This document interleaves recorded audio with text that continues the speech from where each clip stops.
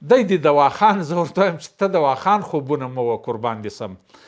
هغه ته چې راوستلی ته چې پاته شونی یې دغه انګریز بل الفاظ به نه درته استعمالوم، هغه چې ته تر اوسه تر دغه ځای را رسولی ته ورسه خپل د باداره څخه پوښتنه وکړه چې څه حال دی،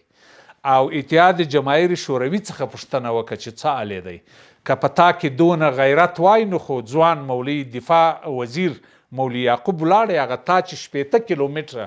په واخان باندې دننه سوی وي او د دې ارمان دپاره دا 50 کاله کېږي په افغانستان کې ته وینې بهوې په یوه نامه په بل نامه قراردادي یو شرکت یې دغه ټیکې ته اخلي د خارجیانو څخه، ورڅه هغه پوښتنه وکړه چې هلته یې درتول چې راسه ولې نه راغلې واخان ته، او اوس هم بسم الله الرحمن الرحیم واخان 80 کیلومتره چې ته را دننه وې هغه څلي د داود خان بیرته معلوم دي، بیرته ښکاره سوه، بیرته په سپین رنګ باندې رنګ سوله. واخان زما په لاس کې و، زما په لاس کې دی، او د افغانانو یو اصول دی هیڅ وخت پر چا تعرض یا تیری نه دی کړی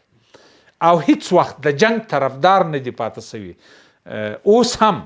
د افغانستان دغه اوسنی حکومت هم د جنگ طرفدار نه دی، د افغانستان ولس هم د جنگ طرفدار نه دی، خو که چا جنگ ته مجبور کړل بیا به نو په هغه سرنوشت اخته وي لکه کله څنګه چې اتحاد جماهیر شوروي